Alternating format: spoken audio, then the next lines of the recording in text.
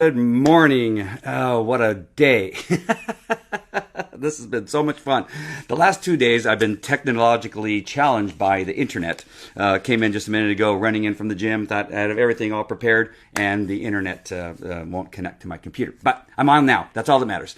And so, got a lot of stuff to talk about today. We got a couple of stories, and then what I want to do is take you through the first day of dog training with your dog. So if you happen to be watching this and you either have a new dog or you have a dog that you just think needs a little bit more obedience, I'm going to show you how we start our basic obedience class on the very first day. And it's very simple, and you'll be able to follow directions. So after I get done with a couple of the stories, we'll go right into training, where we're going to train you and your dog how to start off on the right foot. Building a relationship with your dog starts from day one, and that means that training should start from the moment that you bring the dog home. I don't care if the dog has baggage. I don't care if the dog has had a rough life.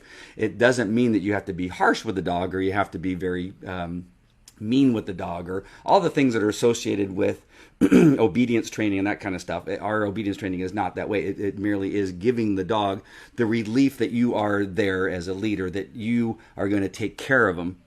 And through leadership, that is the best way to do that. So we're going to talk about that in a few minutes as soon as we get through a couple of the stories. We got some pretty light stories. I got one story that's going to start off a little negative, but start off a little positive. So sorry that coming in here and in such a rush, but trying to connect everything and trying to get everything going was a little bit challenging when I first walked in. And yeah, we're pretty close to being on time, but you're probably okay with that, because the stuff we're going to give you is going to be awesome. Don't forget that there's a link on the description that talks about that doesn't talk about. It says FalcoK9TV.com.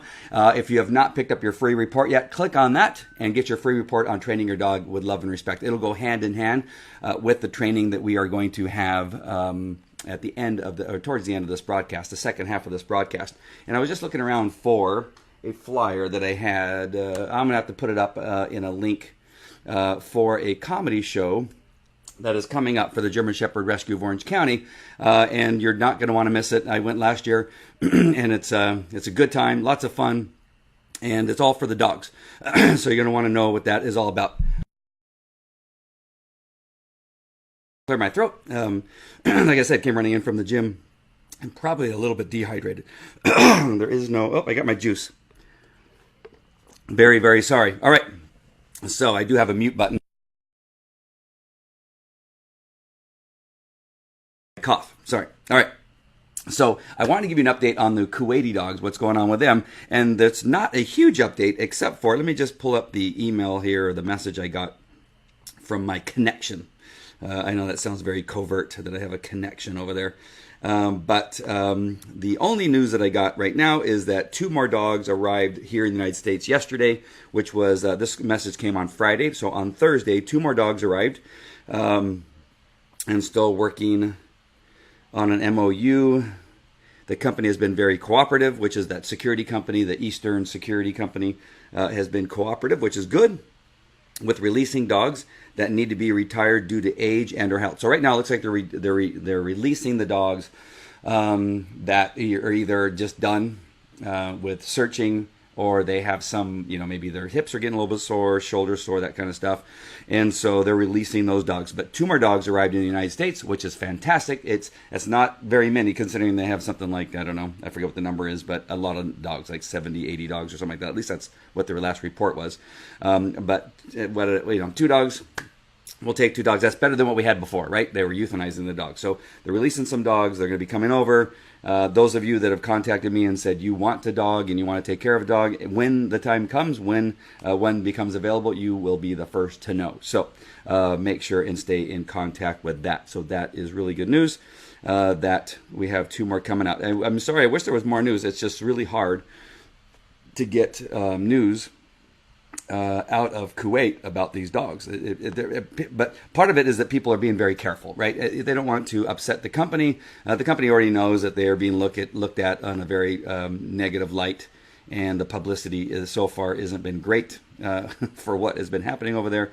And so they just want to be careful. They want the cooperation, and they don't want to lose what cooperation they've got up to this point. All right, so let's go ahead and get started with our news, and I'll go ahead and share my screen with you so you can see the article. I know sometimes when we're on my phone, you can't see the articles, but let's go ahead and share that screen with you right there. All right, but this one you've probably seen if you're on social media. You've seen this one. If you haven't, I wanted to bring it to you anyway because it'll bring a laugh to you. And what this is, it's a man describes tragic poo-poo collapse. Oh my gosh, I can't say that.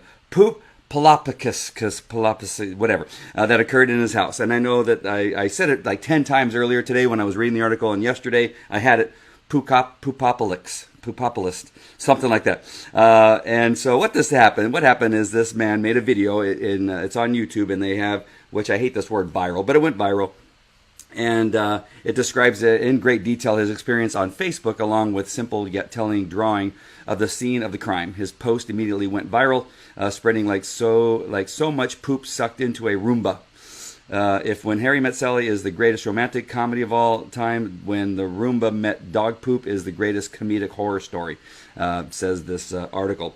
And so what happened is this gentleman was minding his own business. I'll read right here. So last week, something pretty tragic happened in our household. It's taken me until now to wrap my head around it and find the words to describe the horror. It started off simple, though, something that probably happened to most of you.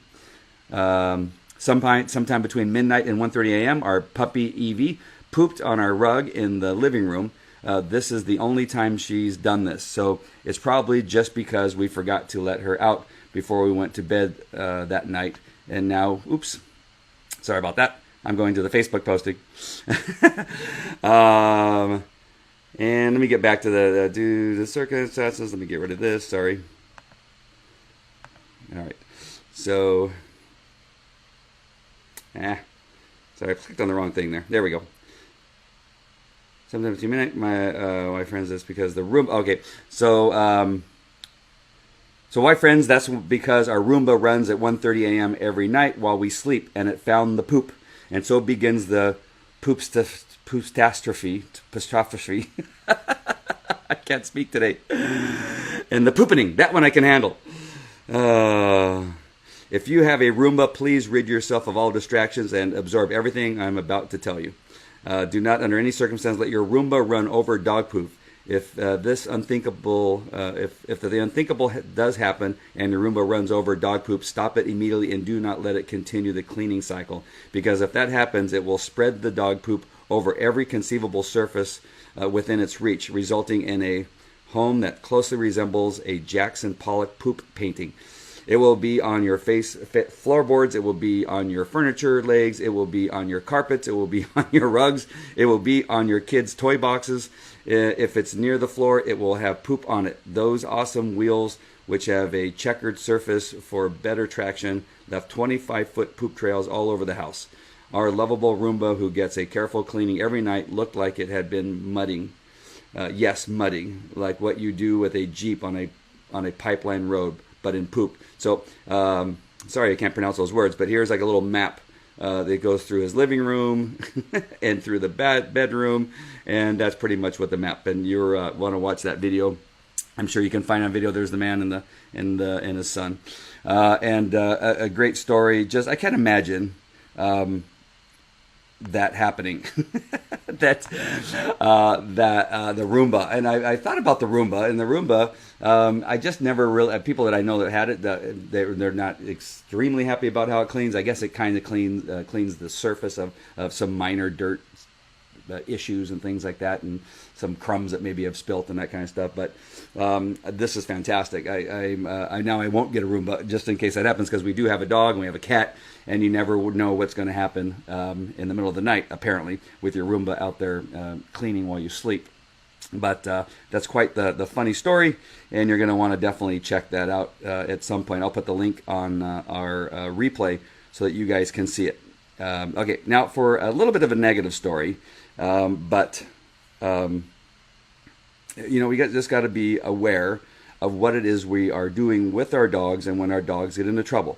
So this article here, it's in Dallas, And Dallas police make first dog bite arrest, saying woman's pit bull attacked twice in a month. And so, I'm going to read just a little bit of the story. A Dallas woman in jail after police say her pit bull attacked 2 people in a month. The arrest Friday of Alicia Hernandez, 64, was the first by the Dallas Police Department in a case alleging ownership of a dangerous dog. It comes as the city is trying to get a handle on a loose dog problem that led to the death of a woman in May. A new study estimates that about 8,700 dogs roam in southern Dallas. That's just the city of Dallas, not Texas. You would think that's in Texas, but no. In the city of Dallas, 8,700 dogs roam in the southern, only a part of the city, and where the problem is the worst. Hernandez, however, lived north of Interstate 30 in the 4400 block of Rosewood Avenue near Harry Hines Boulevard. Deputy Police Chief Rob Sherwin said the case against Hernandez rose to a criminal offense by law because she should have known her 65-pound pit bull was dangerous.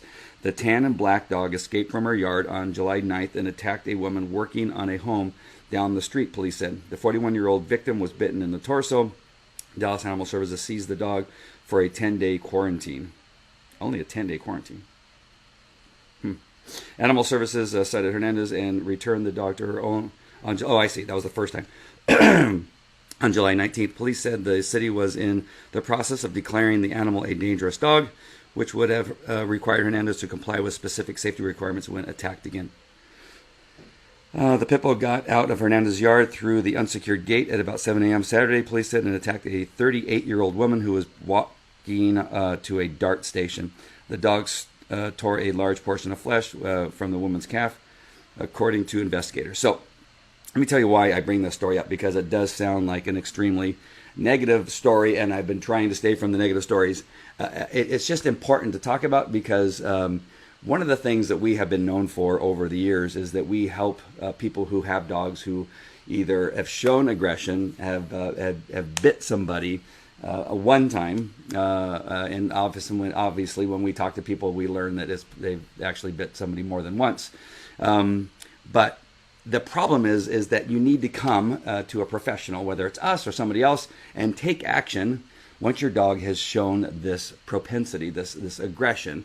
And it's sometimes, so often, it's just in how the human being relates to the dogs and how well they set up rules and boundaries, how they show leadership to the dog. And once we change that, this once aggressive dog is often no longer aggressive. Now, surely there are some dogs that are just flat out aggressive and just need the perfect situation, need the perfect home, the perfect handler, and the perfect gated, secure area where they can live and yet still have a healthy, productive life. And productive with a dog is that they provide companionship, they provide smiles and laughs, and allow the human and dog to interact and hopefully go for a walk and get out into some other place other than the backyard or inside the house or a kennel, for that matter. And we surely have had dogs in our system or that way, because that's what we've been known for. And we have a dog right now that's very aggressive that could use a great home, and it's just so hard to find a dog a home when they have a history of aggression. And so what I want to address on this is that this particular person knew, right? The dog had one previous attack and apparently did not take action, did not do something to make sure that this dog did not get euthanized due to their lack of care, right? This dog, and she's going to jail for it, and rightly so, but it could be just laziness. It could be like, she really didn't think that much of a dog. She didn't think her dog would actually, she thought it was the other person's fault. Remember, not if you remember, because we did talk about it, but you may be on this for the first time. But we have talked about before that the responsibility is on the human beings, not the dog, right? So if the human being knows that the dog has done this or has shown a propensity to this, it is up to the human being. The dog can't make the decision, hey, Dad, you know what? Can you call, a trainer for me? I'm just feeling like out of control, and I've always wanted to bite somebody, right? The dog's not going to come to you and say, hey, remember when I bit somebody? You still haven't taken me to get any help, right? It's not going to happen, right? And so when the dog does this, when the dog shows the aggression, that kind of stuff, it's important to seek help. Now, the second part of this. The second part is that we have so many people that also come to us, and yet what we describe and what needs to happen, they go home and it doesn't happen. We have videos that we give people. We have follow-up, documentation, which is the manual that they can follow. We have, two different types of training videos and things that we give them that they can look into and make sure that they go home and follow the same direction. And yet some of them don't, right? They come to a Saturday training or they come to a Wednesday night training and they think that's the training and that the dog is just going to somehow know to do that, the next day, the next week, the next month, the next year. But that's not how it works. It's that we're giving you the training that you need to follow through and continue on probably for the life of the dog. And pay attention to what the dog is telling you through his body language. Pay attention to what the dog is telling you through his eyes and his ears and his tail, right? The dog gives you clues, right? Everything leads to clues. When you're watching your dog, the dog's breathing changes, when his the pupils in his eyes change, when that tail position goes from a waggy down position to an upward tight stiff position, right? When he walks differently. And like I said, his breathing changes and those types of things, that those are all clues. And then on top of that, what sets him off, right? If you're with your dog long enough on walks, when something's coming, because often people wrap the leash around their hands, they brace themselves, and what that does is it sets up the dog, to look at you and go, oh, dad's scared, mom's scared, I must be on guard. But what I'm trying to, because that does cause the aggression, when I'm telling you, right? You wouldn't do those things if you didn't know that when there's somebody coming towards you that something bad potentially had happened. So if you know that, then what is the action that you take? Do you put the dog in an obedience position? Do you make an about turn? Do you make a left turn? Do you stop and go up to the driveways and make the dog sit so the person can pass? There's got to be some action other than just trying to muscle through it, right? That's what a lot of people do. They wrap the leash around their arm and they try to walk and they go, gosh, please don't bite anybody. And they try to push themselves through it. And they're going towards the danger with no plan of action, right? And this article brings up all those things, right? This particular lady knew, because the dog had done it before, right? Bit somebody, but didn't take action. Probably because, I want to say laziness, probably laziness. And also probably because they're in denial, like, it was that other person's fault. They shouldn't have been coming on my yard. They shouldn't have got so close to the dog. They shouldn't have put the face down where the dog could have bit it. It's always the other person's fault. My dog is innocent, but yet the dog did bite somebody, right? Or they shouldn't have been walking by my house at 2:00 in the morning. Whatever the excuses are, who knows why she didn't take action, but you've got to take action for the dog's sake, right? Remember, like I said before, the dog can't come to you and say, hey, I need help. You give me some medication. Give me some help. Give me whatever. Only you can do that for the dog. The dog is just the dog, right? And so you need to take action. So this is just an important article that you can go to jail, like this lady did here, if you don't take action, right? And it's not to have you come to I'm not telling you to have to go to our go to anybody's training. Just go to training, right? And just get some assistance with this dog that's showing you this aggression. Very, very important article that we have here that just is a reminder that not only is she going to jail, but that dog's probably going to lose his life because she did not take action. All right, I think I beat that up enough as it is. We'll come back to more training a little bit later on and be a little bit more lighthearted. So I'm going to read a longer article, and you're going to need to probably read it, but I want to bring it up because it brings up some important points, and this is going to go a little bit long, so stay with me. Please stay with me because it is kind of one of those things that we need to look at. All right. So this article it's from, where is it from? The Huffington Post. So, does my dog love me? And, let's see. Sofina and dogs Jude and Chula. That's Sofina? Oh, Carl Sofina. His name is Carl. Wow, that's a funny first name for a dude.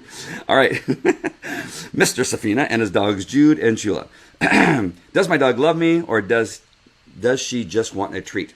I'm often asked this question. I've asked it myself. Hasn't any dog lover?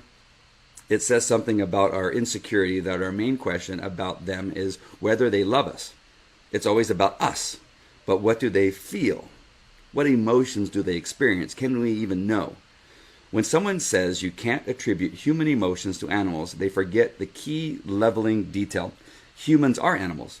We have to keep reminding ourselves because we're only human. Human sensations are animal sensations, inherited sensations using inherited nervous systems. All the emotions we know of just happen to be emotions humans feel, but our emotions help us understand other animals' pleasure, pain, sexuality, hunger, frustration, self-preservation, defense, and territory, or defense of territory and of young. But okay, doesn't that lead us right back to old assumptions? Not if we incorporate all we've learned. Consider romantic love. It is obvious that elephants with their matriarchal families, wandering males, absent of male-female pair bonds, and no male care of young, don't have romantic love. So evidence and logic can be trustworthy guides. In fact, the word for evidence plus logic is science. We never seem to doubt that an animal acting hungry feels hungry. What reason is there to disbelieve that an elephant who seems happy is happy? We can't really claim scientific objectivity when we recognize hunger and thirst while they're eating and drinking, exhaustion when they tire, but deny them joy and happiness as they're playing with their children and their families. Yet the science of animal behavior has long operated with that bias, and that's unscientific. When they seem joyous in joyful contexts, joy is the simplest interpretation of the evidence. Their brains are similar to ours. They make the same hormones involved in human emotions, and that's evidence too. So let's not assume, but let's not insist on wearing blinders and ignoring all the evidence. Brain scans show that core emotions of sadness, happiness, rage, or fear, and motivational feelings of hunger and thirst are generated in deep and very ancient circuits of the brain, says the noted neurologist Jack Panksepp. Rage, for example, gets produced in the same parts of the brains of a cat and a human. Many species apparently share ancient brain chemical systems largely unchanged during evolution. Makes sense. Being afraid of lurking danger has obvious survival value for all kinds of animals. Humans might sometimes have nothing to fear but fear itself, but we still feel it because fear runs deep. For further evidence of similar experience, consider that many animals respond similarly to mood-altering drugs. Rats can become addicted to the same euphoria-producing drugs that humans get addicted to. Dogs with compulsive behaviors respond to the same medications as do humans and obsessive-compulsive disorders. It's the same disease. Stressed animals' blood carries the same stress-related hormones as does the blood stressed out humans. All right, I'm going to pop down here just a little bit further. So down here he says, so do other animals have human emotions? Yes, they do. Do humans have animal emotions? Yes. They are the emotions of shared brain structures and shared chemistries originated in shared ancestry that are shared feelings of a shared world. And love, if an animal comes to lick you and lie next to you, you might wonder whether they love you. I think it's pretty reasonable to conclude that they do, considering the enormous range of emotions that we label with word love. Romantic love, parental love, infantile love, love of community, love of country, love of food, of chocolate, love of books, education, sports, and arts. The word love is a catch-all phrase for so many different positive emotions. We say we love ice cream, a certain movie, practical boats, and impractical shoes, or a summer's day. Some people love fighting. If we allow ourselves to be so sloppy with such seemingly crucial words, then one conclusion is almost inescapable: animals love. The more interesting question is which animals, what do they love, and in what way? How do they experience it? And what positive gap-closing emotions do they feel? And so it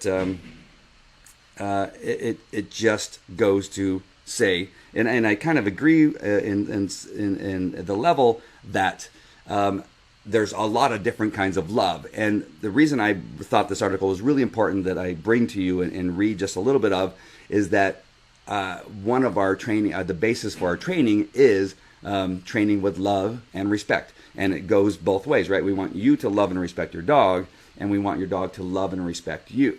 And why, again, I think this article is important is because love is a factor. And I have had police officers And this may be because it's more interesting to me because I have had police officers tell me that the dog doesn't have any emotions, that the dog just does what I tell him to do, because if he doesn't, he knows he's going to get in trouble, right? And so they have this thing, and I don't mean to blame police officers, and I don't want to put police officers in this whole big thing, because there's a lot of police officers that dearly love their dogs. Just look at RJ over there at Anaheim Police Department. Dearly loved his first dog, and obviously loves the second dog. And so, but there are some police officers, there are some human beings, some guys in the dog sport industry that look at dogs as they only do things because they either don't want to get hurt, or they want to get fed, or they want to get a toy, or they want to bite something, right? And none of that is based on, I've never heard them mention anything about love for the handler, right? Doing it for the love of the handler.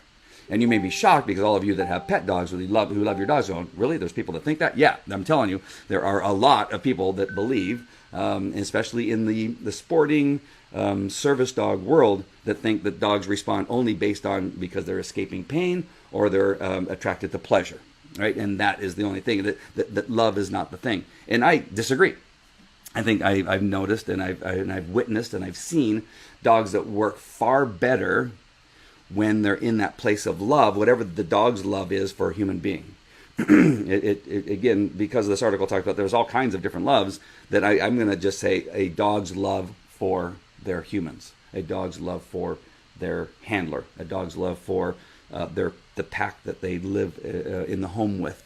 And surely within that that world, right, where there's a husband, a wife, and maybe 2 or 3 kids, that the dog probably doesn't love one or more of the human beings, and loves one or more of the other human beings, right? Or the dog can love them all.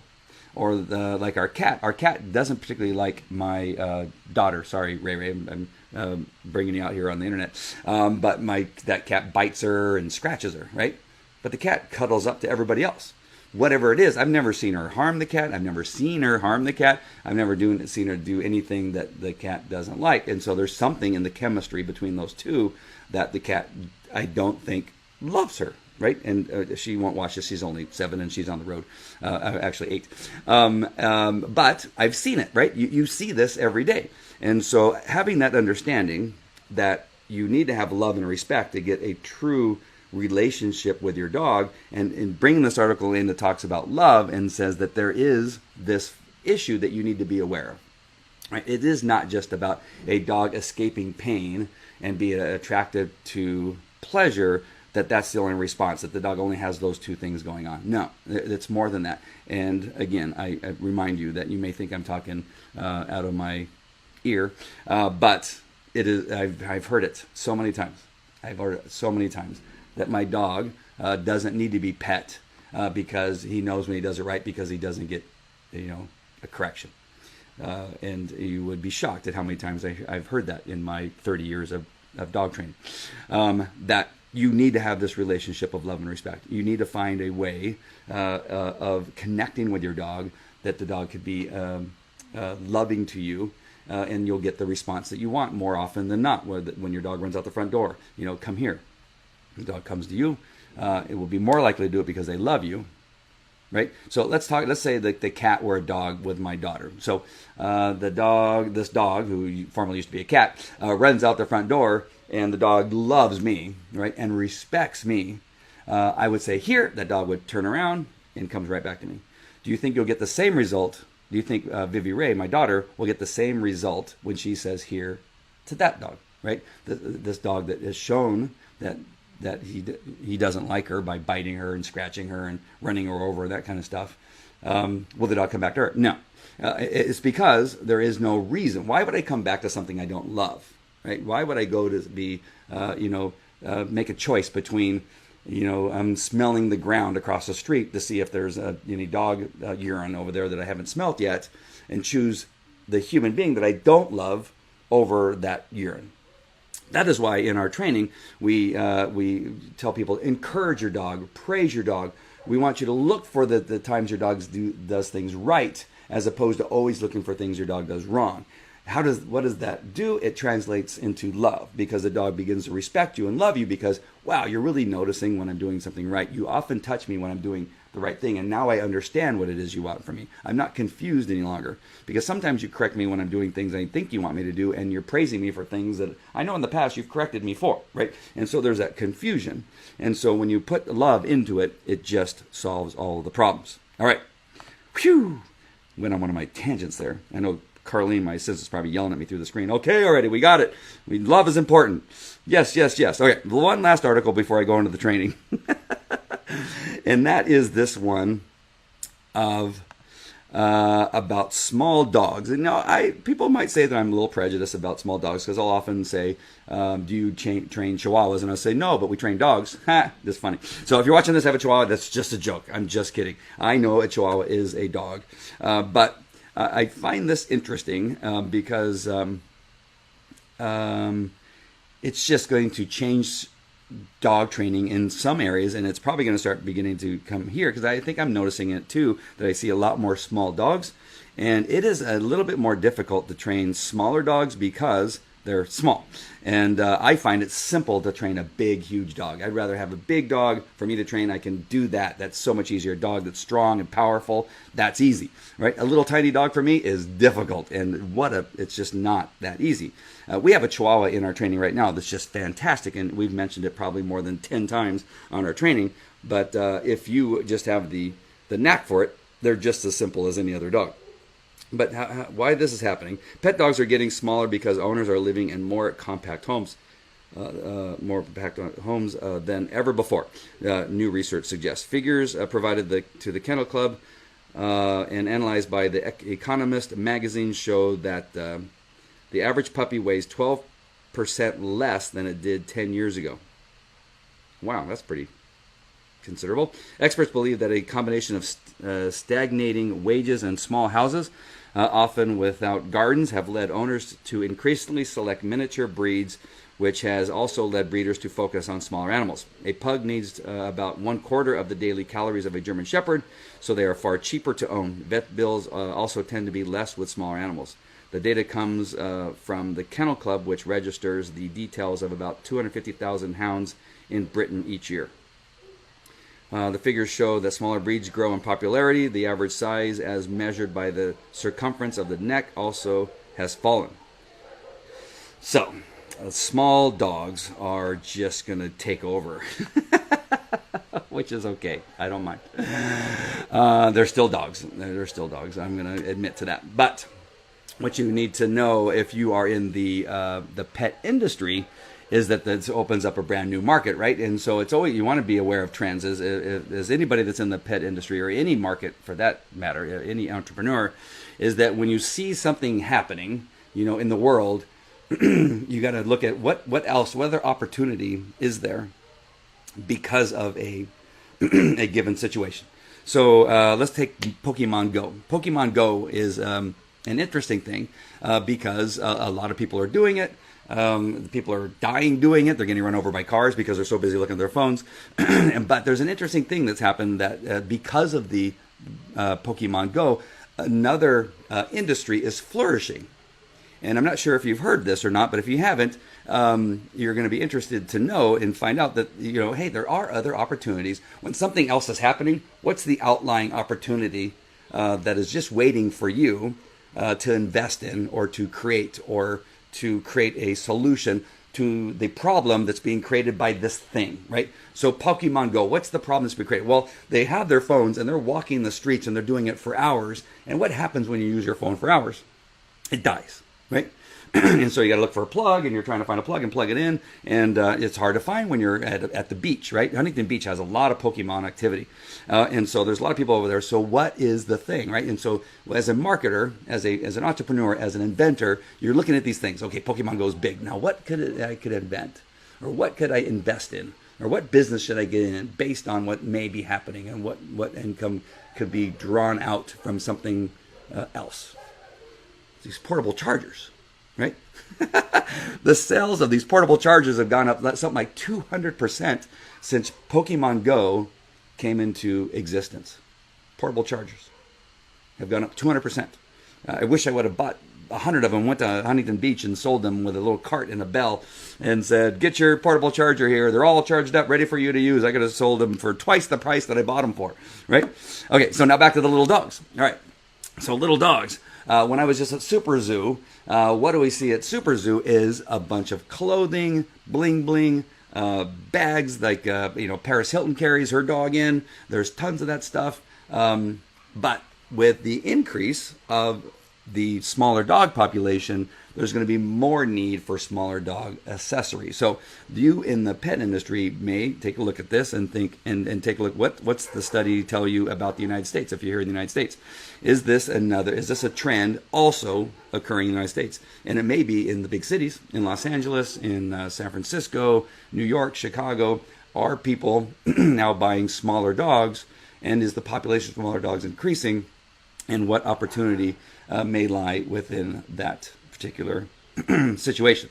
I know the pugs, they often have all kinds of little eye irritations and sleepy eye and all kinds of stuff going on because their faces are all mushed in there.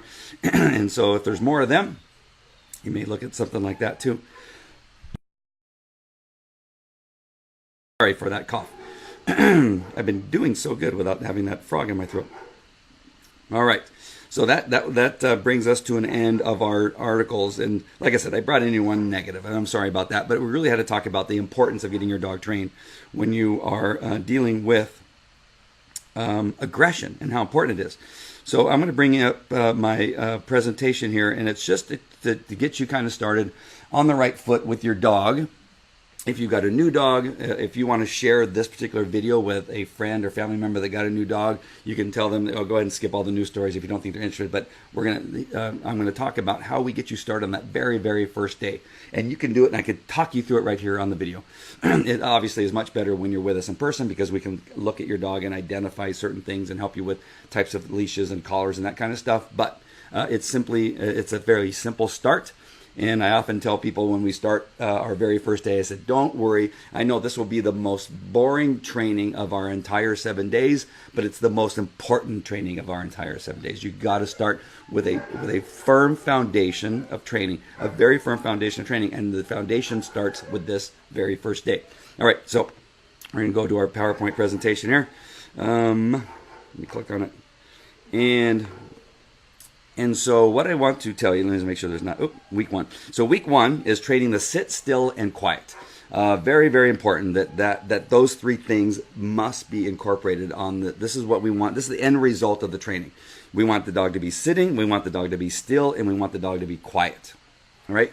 Those three things all together. Now, what does that look like? So it's going to be in the heel position, which essentially is the dog's right shoulder in line with the left leg. So your left leg, as you're standing there in a comfortable position, not leaned over, not bent over, not holding the dog, nothing. What we want the dog is we want you upright and the dog to be sitting on your left. In most cases, some people like the dog on the other side. So if you do, just reverse what I'm telling you. But in most cases, we praise with our left hand and hold the leash with our right hand because in many cases, the strong hand is the right hand. So right shoulder of the dog is in line with the left leg. The dog must be in a sit position, but all the way down on the ground and touching, right? Must be all the way down and touching the ground, facing the same direction as the handler. So we don't want the dog sitting sideways to the left or facing you or turned around and facing you. We want the dog sitting with his right shoulder in line with your left leg, facing the same direction as you, right? So you both are essentially looking at whatever is in front of you at the same time. Dog must be quiet. So the dog must be barking or whatever. When the dog does that, you tell the dog no, and we want the dog to be quiet, right? You can give a leash correction. You can tell the dog no. You can actually move forward, move backwards, do something to get the dog to stop and then get back in that seated position. When the dog is quiet, you're going to pet the dog on the head. So no whining, barking, or growling. If they're going to give a leash correction for the sit, it must be straight up and not back, across, or forward of the dog. Now let me come back to my camera just for a second so that I can show you what I mean. So I want to be careful because some people can take this too far. And when I'm talking about a correction, I'm not talking about you lifting the dog up the ground and throwing him down, right? So we get all these people that talk about when we demonstrate either the use of a choke chain or pinch collar. Oh, that's horrible! Oh, the humanity! You're yanking your dog around. All right. So depending on the dog, you may need different tools to get the result that you're looking for. And if you are definitely jerking your dog around, yanking him around, doing all this stuff, then something's wrong. It's not being done right. You're not using the right tool. You're not doing it correctly, whatever the case is. It's not meant to be that way. It's just meant to be a really brief correction, just an upper correction, so that the dog feels like, oh, shoot, I'm doing something wrong, and the dog then will respond with a sit. In some ways, you need to show the dog how to put his butt on the ground. So you may need to have your hand on the dog's, right hand on the dog's chest, maybe the hand on the dog's buttocks, and then just kind of steering the dog to the sit position and go, what a good dog. So you need to show the dog that sit first, or what that means and what that looks like. But you're going to do it gently to show the dog what it is that you are looking for, right? And so that action, or getting that dog in that seated position, needs to be in a way that is non-intrusive. It doesn't make the dog get all scared because now the dog's not learning. It must be in a way so the dog can learn. It's like teaching a child how to do something. If you yell and scream and bat the kid on the side of the head, then the attention is going to be brought on to you and why he's getting hit, as opposed to what it is you're trying to teach him to do, right? If you're trying to teach 2 + 2 is 4, you're not going to go 2 + 2 is 4, right? The kid's going to go, no, he's not hearing what it is you're saying, right? If you're saying, let me show you. So 2, we got 2 of these things, and we got 2 of these things, and you 1, 2, 3, 4. That's 4 things, right? Yes. All right. So what's this 2 and this 2? What if you put those together? It's 4, right? And so we have this way of showing and demonstrating to a child to get him to understand the math equation. You're going to do that same thing with the dog, right? And so it's got to be in a way that's non-intrusive. It's not so painful and harmful. The dog's attention is now brought on to something else. It's guiding the dog, getting the dog in the seated position. All right, let's go back to our thing. All right, so giving the correction of the leash is going to be up and down. Have the handler choke up on the leash if we are trying to give their dog a correction at the 4-foot or 6-foot position of the leash. What I mean by that is you don't want to be at the very end of the leash and your hands above your head. That's impossible. You want to get down to where you can manage and manipulate the leash in a way that your hands aren't above your head and you're all spread out. And like I say in the next sentence, this spreads their hands out too far, and it is awkward. Once they get the dog into the seated position and at a heel, they can move their hands to the 4-foot position to get slack. So that just simply means that you're going to choke up on the leash so that you can have more control and you can control the dog a little bit better. And then once the dog is seating, you want to go back to a slack position, that thereby moving your hand to a higher position on the leash. When placing your dogs on the hindquarters, they should use only their fingertips and not the palm of their hand. A palm touch is a pet, and fingertips is more like a correction. Also, dogs have an opposite reaction to pressure, so when they feel the handler pushing down, they tend to stand up and resist the pressure. So I'm going to go back to my screen here and just talk about that. So when you're touching something, when you're, let me quickly get a dog. So here is a dog, right? A little tiny dog. And so when you are touching this dog and you put your hand on his butt, how do you pet a dog? You do this, right? You pet your dog like this. And when you, when you try to get your dog in the same position, you do this, you're pushing your dog down. What happens is the dog goes, oh, here comes that hand. I like that hand. And they push up against it to get more of the feeling of your hand on their back, right? And so in their brains, they're thinking, I'm getting pet. They're not understanding I'm being told something, right? I'm being directed to do something. And so there's this momentary confusion from the dog. Like, here comes the hand. I can see the open hand, because they're looking at it and they can see it. They see it coming. They go, ah, and they do this. And they're going, ah, there's being nice to me. And in fact, you're going, sit. I want you to sit, right? And you're pushing the dog, going, oh, that feels so good. You're going, sit. The dog goes, this feels so good, right? And there's this confusion, right? The dog doesn't understand. That's what I talk about being gray. The dog doesn't understand in gray. The dog only understands in black and white, right? Black and white. And so what I suggest is you use your fingertips, which doesn't feel as comfortable. It's not as inviting, right? And when the dog pushes against it, actually feels uncomfortable. And the dog then goes, oh, what's that, right? And the dog goes, oh, you're trying to tell me something, right? So there's a huge difference I know it doesn't seem that big of a difference, but I'm telling you, it's masterful. And I discovered this as a canine handler, that in the dark, as I'm moving from position to position with a mask on and a shield and an MP5, and I got my dog and I need to tell him to sit, I just grab him using my fingertips, and then he would understand and he would sit down really fast. Right? There would be this thing when it's dark and he can't see me. I can't use a hand signal. I'm trying to be quiet, so I can't use a verbal signal, and so I'd squeeze his buttocks like that, and he would sit down on the ground very quickly. If I touch him with an open palm, he'd pick up and he would want to pet. So it's something I discovered in the darkness of trying to hunt down bad guys, and it works perfectly, right? Just use your fingertips to get the dog's butt down. Very, very powerful. And if you've choked down on the leash, so this is the dog's neck here, and you've choked down on the leash, was what I'm talking about. You're controlling the dog's here, and you're pushing down, it happens really fast, right? So you don't have to hang the dog doesn't have to lose any air to his airway. The dog responds fast because he understands what is happening. All right, back to the presentation.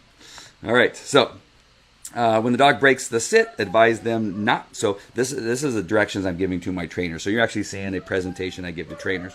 When the dog breaks the sit, advise them not to circle or go for a walk and reset. This is rewarding the dog for breaking the sit, because the dog, of course, breaks the sit because he does not want to sit still. He wants to walk around. So by doing this, they are rewarding bad behavior. They should do their best to catch the break early and quickly put the dog back into the seated position. So help them anticipate the dog's actions and respond appropriately. So what happens is the handler's holding on to the leash and the dog's sitting down, the dog gets up, and what they do is they spin around and they bring the dog back, and then they try to get the dog in the back in the seated position. I'm not sure why they do that. I've tried to figure it out for years because everybody does it, and I've never came from that place. So there's just the dog gets up and they do the circle and they kind of walk around, right? And they do this thing. So the logic of this, logic of me bringing this to you, is that when a dog does not want to sit and they get up, what is it they want to do? They're getting up because they don't want to sit, right? They're getting up because they want to walk around. So what happens when the dog gets up? They walk around, right? And so what's the dog doing? Well, I sit for like 2 seconds, and if I get up, I go for a walk, right? I walk around. I actually get really close to, maybe if you're in a group obedience class, they actually get up and get closer to the dog they're trying to smell anyway, right? And so when the dog gets seated in the position, the dog gets up, the dog begins to walk around. The handler walks. The dog goes, "Yes, I did it!" And they're walking me around. How cool is this? Oh, I'm going to visit this dog over here too. Oh, and the dog gets to smell the ground, all that kind of stuff. And then the dog goes, "Now they're putting me back in the sit." Well, last time I got up, they took me for a walk, and they get up and they go for this walk, right? And so we don't want to do that. So when the dog gets up, the dog immediately put the dog back, right? Just take your hands, right? Use your fingertips and move the dog back. Choke up on the leash, put the dog straight back into the sit. Don't let that walking around, that reward happen, because it is a reward, right? And so the dog will learn, I'm going to sit here. In the end, we end up going for a walk, and that will end up being the reward, but not when we want the dog to sit still and be quiet. Really, really important. All right, back to the story. All right. So I'll make it big again. So make sure the handler does not stay bent over or hover over the dog. Encourage them to stand up straight and relax. Let them know that they know that you know the dog will break, and when they do so, the dog must learn to stay when they're not leaning down in preparation for their bad behavior. So just relax, stand up. The dog's going to get back up and walk and try to walk around. You're just going to bend back over and put the dog back in the sit. You don't want to stay in that position because the dog will get used to, well, I have to stay as long as they're hovering over me and bent over and kind of, like magic, like holding me down with their hands with that weird kind of like, stay, you shall stay, and you're staring at them and hovering over. Don't do that. Put the dog in the seated position, stand up right away. When the dog moves, just put him back, right? And then go back to your standing. So that they know that they have to stay no matter what you're doing and no matter what your position is. The handler must not hold the dog in place with a tight leash. This is simply holding the dog in position. It's not obedience. Make sure they are not moving their feet and body into a position of heel when the dog sits behind or in front of them. Tell them they are healing to the dog instead of reinforcing the needs of the dog to understand the human is whom the dog needs to be obedient to. So, what am I talking about there? And it'll be easier again for me to show you. So as you are walking with your dog and you're walking and you stop, the dog sometimes will sit back here, like about a foot or two. And when the dog does that, I've seen human beings go, and the dog's sitting and they come back and they heel next to the dog, right? No. The dog needs to heel where you are. You don't heel where your dog is. That is a way of your dog going, I'm just going to sit over here. They're going to come and back to me, right? We want the dog to learn that they need to stay with us. It is where I am. It is what I am telling you to do. You need to be with me. You need to support me. You need to be respectful of my positioning, and you want the dog to come to you, right? Don't heel back to your dog. All right, so be mindful. Be mindful if they have treats in their hands, pocket, or waistband. That is causing the dog to move out of position. Sometimes the smell of the treats will cause the dog to bend or stretch out of position to smell or sneak a treat. If it is, then have them move the treat or get rid of them altogether. So what happens is the dog smells the treats in your hands, and they're kind of peeling around and they get in front of your legs, and it's easy to trip over your dog when they're kind of bending around your legs to try to smell the treats that are in your right hand. So if they're on your left hand side and your treats on the right hand, you'll see dogs sometimes, especially big dogs, they'll try to smell around the front of the human being to try to get some treats, and then it ends up happening as the dog begins to sit in front. And so if that's happening, just try to move the treats somewhere else, maybe behind you on your back. And if that doesn't help, then just get rid of the treats altogether and just do something else. Look at something else, because it's going to cause problems in the beginning. Remind them, which is the clients, that you, people with the dogs, remind them to be black and white in their message, not gray. Oh, I said that earlier. You probably can tell I've said that a lot. Remind them they only have a second to correct reward for either one to be effective. So there's simply only a second that you have to either pet your dog for being good, for him to understand what he's doing is what you wanted, or correct him for something he did bad. So if he stands up, that's why circling around is not good, because it takes too much time and the dog never connects that he got up to being pushed back into position. So if he gets up and you act quickly, it should happen within a second of the reaction. All right, so this is an important part, and I want to make sure, and I put a lot into it because the praise part is the important part. Remember this? I'm going to show you a book in a second. I have it down here. Let me make sure that I do have it before I bring it up. I know I saw it. Oh, no. Hold on. Oh, man, I should have thought of this before I started. There it is. I found it. All right. So I'm going to tell you why this is important, but lots of praise time. Praise their dog with a light and encouraging voice. So let me just come ahead and come back to our screen here. I know I just went to that. But when we've had the dog sit and be still for a period of time, not an extended period of time, just a period of time, right? So if you've started this and you put your dog into a sit and he gets up right away, right? And you put your dog down to sit and he gets up right away. You put your dog to sit and he doesn't get up right away, right? At that moment that he stays longer and just shown obedience for longer than he has up to that point, that is the time for this to happen, this praise. Now, in a group obedience class, we have to wait because there's so many people. Sometimes there's up to 13 or 14 people that we have to wait till we have a majority of the dogs doing what it is we do. So it can be up to 10 minutes that we are doing this exercise until we get a cooperative amongst most of the dogs, like 90% of the dogs. And then we go, lots of praise, right? But when you're training by yourself, you have the luxury of really honing in on what it is your dog needs. So if you get your dog into a seated position and he sits, and then based on the repetition, the third or fourth one, he stays or she stays a little bit longer. At that moment, when they're staying and they've stayed past what they have showed you in the past, at that moment, wow, what a good boy, what a good girl. You're giving the dog tons of praise, and you are just doing it in a way that tells them that they've done the greatest thing in the entire world. And you're going to use that light and encouraging voice.